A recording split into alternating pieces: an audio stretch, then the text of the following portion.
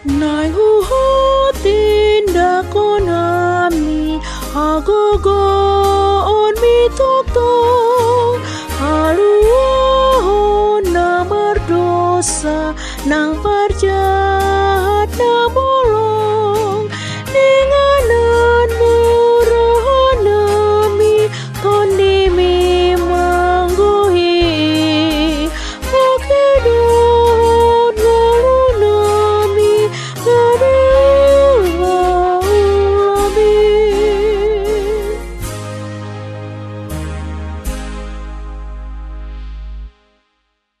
Salam, saudara semuanya. Sebelum kita memulai segala aktivitas kita dalam satu hari ini, biarlah kita terlebih dahulu disapa oleh firman Tuhan. Namun sebelumnya, marilah kita bersatu di dalam doa.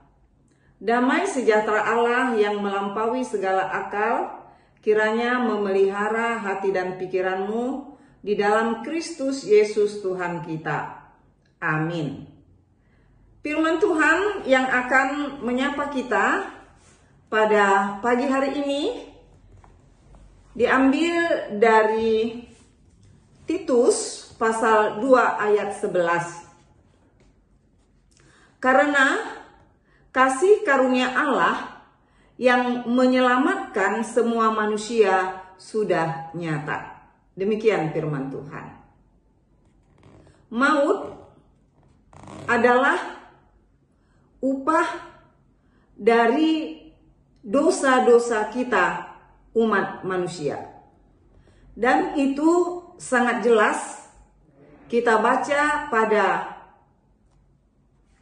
Rom pasal 6 ayat 23. Dikatakan sebab upah dosa ialah maut, tetapi karunia Allah ialah hidup yang kekal dalam Kristus Yesus Tuhan kita. Jadi sesungguhnya maut adalah bagian dari kehidupan kita. Karena tidak seorang pun dari antara kita manusia yang tidak melakukan dosa. Namun Tuhan Allah kita di dalam Yesus Kristus, Dia tidak membiarkan hal itu terjadi. Dan itulah sebabnya dikatakan pada Yohanes pasal 3 ayat 16, karena begitu besar kasih Allah akan dunia ini, sehingga Ia telah mengaruniakan anaknya yang tunggal, supaya setiap orang yang percaya kepadanya tidak binasa, melainkan beroleh hidup yang kekal. Jadi maut dan hidup yang kekal adalah suatu peristiwa yang bertolak belakang. Maut disebabkan oleh karena perbuatan-perbuatan dosa manusia. Kehidupan kekal adalah karena inisiatif atau perbuatan Allah semata. Kehadiran Tuhan Yesus Kristus jauh sebelumnya telah dinubuatkan. Setelah manusia terjatuh ke dalam dosa, maka Allah menubuatkan tentang seorang Mesias yang akan memberikan keselamatan bagi umat manusia berdosa. Bagaimanapun usaha kita, bagaimanapun perbuatan baik kita, itu tidak akan dapat memberikan keselamatan bagi kita, kecuali karena Tuhan kita Yesus Kristus. Dan hal itu telah dinyatakan di tengah-tengah dunia ini, di mana Tuhan Yesus Kristus benar-benar Dia sungguh hadir di dunia ini, dan benar-benar Dia telah mencurahkan darahnya, memberikan nyawanya bagi umat berdosa, sehingga keselamatan itu menjadi nyata di dalam kehidupan kita umat manusia. Melalui keselamatan yang telah dinyatakan di dalam kehidupan kita, kasih karunia Allah yang menyelamatkan itu telah dinyatakan di dalam hidup kita. Dia bukan lagi merupakan impian bagi kita, dia bukan lagi merupakan janji-janji bagi kita, tetapi kasih karunia yang memberi keselamatan bagi kita itu telah dinyatakan di dalam diri Tuhan kita Yesus Kristus. Jadi kita tidak lagi menanti maut sebagai upah dosa tersebut, tetapi kita telah menerima karunia yang nyata, yaitu keselamatan. Tapi bukan karena usaha kita, bukan karena kebaikan kita, melainkan karena cinta kasih Yesus yang dinyatakan di dalam kehidupan kita. Untuk itu, sebagai umat Allah, umat yang dikasihi, di mana kita sendiri telah merasakan karunia yang nyata itu, karunia keselamatan yang telah dinyatakan oleh Tuhan Allah kepada kita melalui kehadiran Tuhan Yesus Kristus.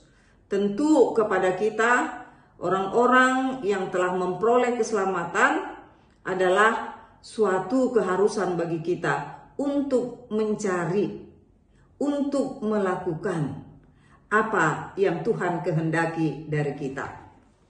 Kita tidak membeli keselamatan dengan uang yang banyak, dengan jasa kita, tetapi itu kita terima dengan tanpa jasa dan tanpa materi.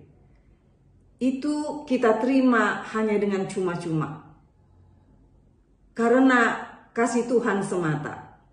Untuk itu kita perlu juga dan harus bertanya kepada diri kita sebagai orang-orang yang sudah diselamatkan, apa yang harus aku lakukan? Apa yang harus kuperbuat di dalam hidupku ini? Maka marilah kita mencari kehendak Tuhan di dalam hidup kita, bagaimana kita bersikap terhadap sesama, bagaimana kita bersikap terhadap Tuhan kita yang telah menyatakan kasih karunia-Nya, keselamatan bagi kita umat manusia. Marilah kita menyenangkan hati Tuhan dan marilah kita peduli terhadap sesama. Tuhan memberkati. Kita berdoa. Terima kasih Tuhan Yesus, karena Engkau telah menyatakan kasih karunia-Mu, karunia keselamatan bagi kami umat manusia. Tuhan, kami tahu bahwa itu bukan karena usaha kami, bukan karena kami memiliki materi yang banyak, tidak Tuhan. Semua itu kami peroleh dengan cuma-cuma, karena Tuhan mengasihi kami. Karena itu ajarlah kami Tuhan untuk mencari apa yang patut kami lakukan bagi sesama kami sebagai orang-orang yang telah ditebus, dan apa yang harus kami lakukan seturut dengan kehendak Tuhan. Ajari kami Tuhan di dalam hidup kami. Di dalam Kristus Yesus kami berdoa dan bersyukur kepadamu. Amin. Sampai ketemu di lain kesempatan saudara semuanya.